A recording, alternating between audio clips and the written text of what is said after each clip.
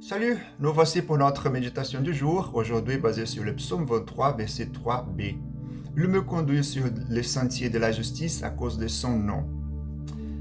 Le psaume 23 est plein d'action. Il décrit un voyage pas un arrêt. Même lorsque les moutons se couchent dans le vert pâturage, c'est un repos temporaire pour les fatigués. À partir de ces points, les brebis bougent. Les bergers les conduisent au bord des eaux calmes et à travers la vallée de l'ombre de la mort. Tous les jours de leur vie, il les conduit dans les sentiers de la justice avec bonté et miséricorde. Christ a dit qu'il est le bon berger dans Jean 10, verset 11. C'est clairement une déclaration de sa divinité car le seul vrai berger d'Israël est l'Éternel. Au long de l'Ancien Testament, l'Éternel est à plusieurs reprises identifié comme le berger de son propre peuple.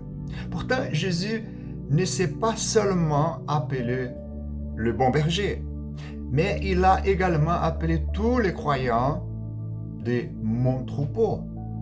Le Nouveau Testament l'appelle aussi le grand berger des brebis et le berger en chef. Comme le souligne le psaume 23, du début à la fin, la conduite douce du bon berger est toujours concentrée, déterminée et remplie de bonté et de miséricorde.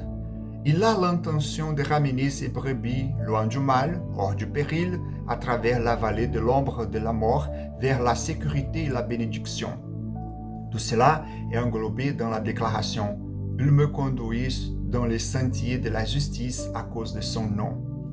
Les moutons représentent des créatures déchues qui, seules, ne pourraient jamais trouver ou parcourir avec succès les sentiers de la justice.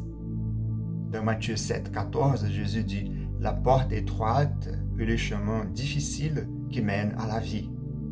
Le bon berger ne pourrait conduire ses brebis qu'à la vie, car il est juste dans toutes ses voies.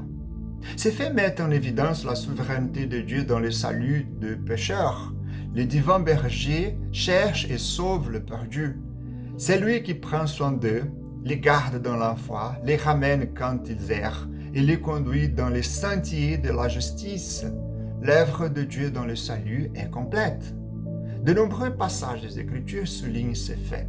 Romains 8, 29 à 30 retrace le salut des élus depuis leur prédestination dans l'éternité passée jusqu'à leur glorification dans l'éternité future. Et Dieu est celui qui accomplit cela. Éphésiens 2, 8 à 9 nous rappelle que notre rédemption, c'est un don de Dieu, afin que personne ne se vante. Chaque aspect de notre salut vient de la grâce divine, à tel point que même les bonnes œuvres que nous faisons en tant que personnes rachetées sont des œuvres que Dieu a préparées à l'avance, afin que nous marchions en elles. Ainsi, le bon berger nous conduit souverainement sur les sentiers de la justice.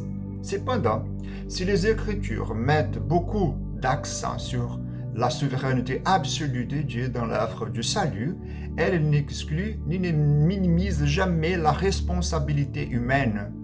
Les bergers mènent, mais les brebis ne sont pas passives. Elles les suivent comme c'est leur devoir.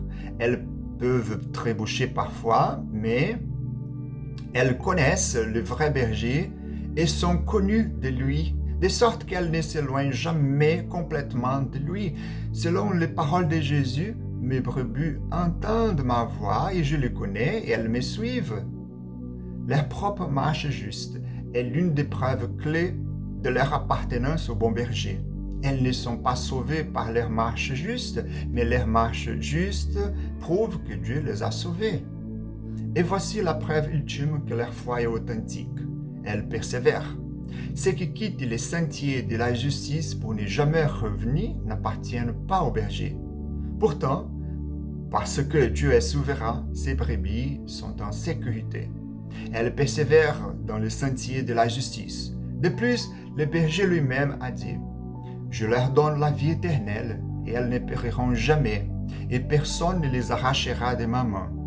Mon Père, qui me les a donnés, est plus grand que tout, et personne ne peut les arracher de la main de mon Père. » Que Dieu vous bénisse.